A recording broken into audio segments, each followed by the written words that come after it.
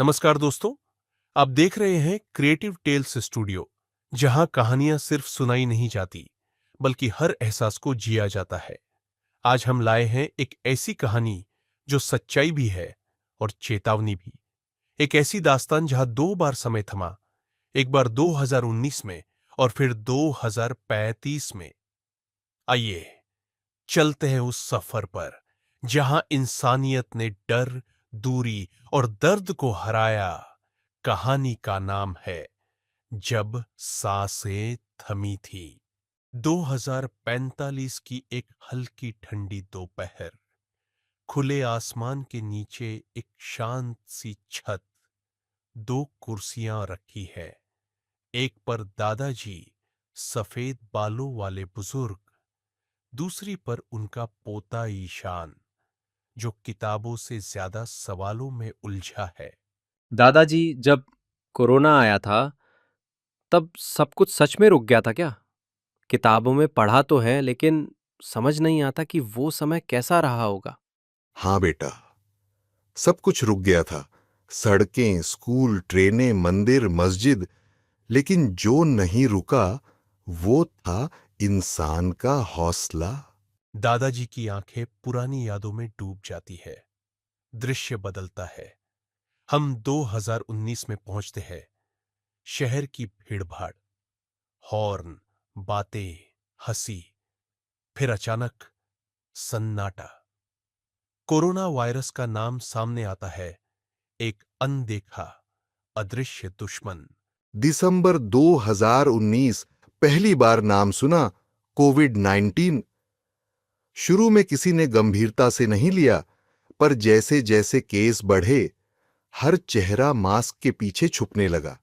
दुनिया की रफ्तार थम गई।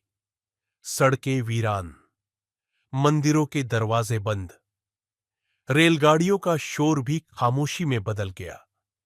हर इंसान घर में कैद था। हर दिन बस डर था कि अगली बारी किसकी। लोग अपनों को खोते गए, और सबसे दर्दनाक बात ये थी बेटा, जो गया उसे आखिरी बार छू भी नहीं सके। तो आप कैसे बचे दादाजी? हिम्मत से बेटा। हम सब ने एक दूसरे का साथ दिया। डॉक्टरों और नर्सों ने जान की परवाह किए बिना सेवा की। फिर आई वैक्सीन और एक नई उम्मीद।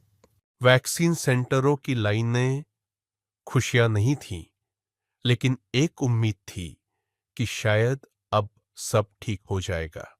धीरे धीरे जिंदगी पटरी पर लौटने लगी। हमने सोचा जंग खत्म हो गई।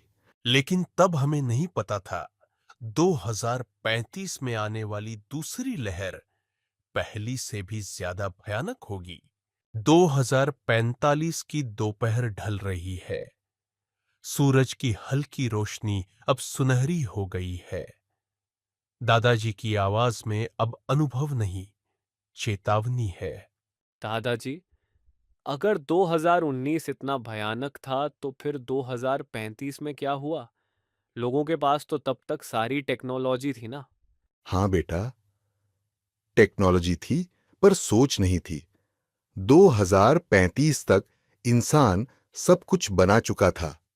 उड़ती गाड़ियां, बायोस्कैन सूट, घर बैठे इलाज, क्लोनिंग तक की बातें हो रही थीं।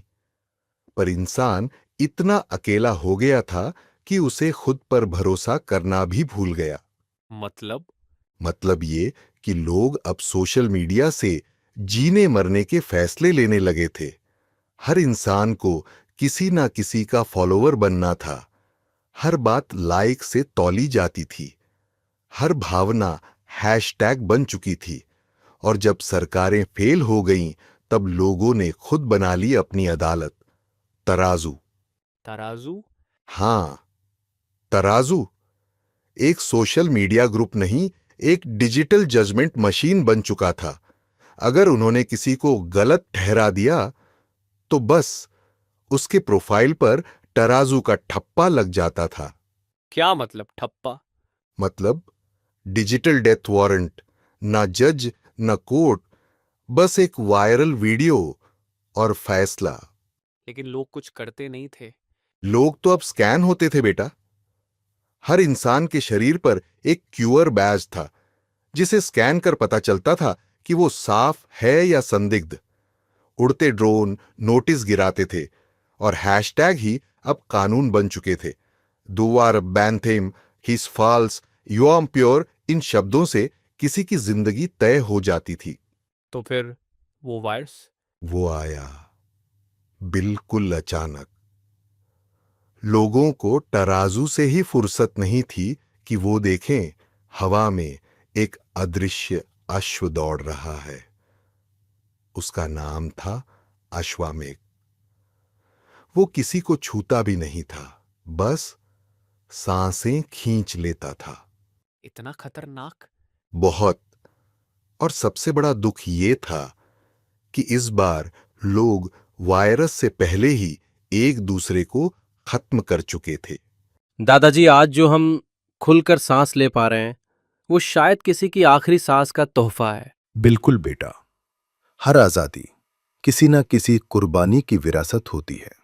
उसे याद रखना और कभी हल्के में मत लेना। कभी कभी कहानियां सिर्फ मनोरंजन नहीं होती, वो आईना होती हैं जो हमें दिखाती हैं कि हम कहाँ थे और कहाँ जा सकते हैं। जब सांसें थमी थीं, कोई कल्पना नहीं थी, वो हकीकत भी थी और सबक भी। अगर इस कहानी ने आपको कुछ सोचने पर मजबूर किया हो, तो इसे लाइक करें, कमेंट करें और सब्सक्राइब करें हमारे चैनल क्रिएटिव टेल स्टूडियो, जहां हम लाते हैं वो कहानियां जो सिर्फ सुनी नहीं जाती, बल्कि महसूस की जाती हैं। मिलते हैं अगली कहानी में। तब तक के लिए यादों से जुड़े रहिए और इंसानियत से जुड़े रहिए।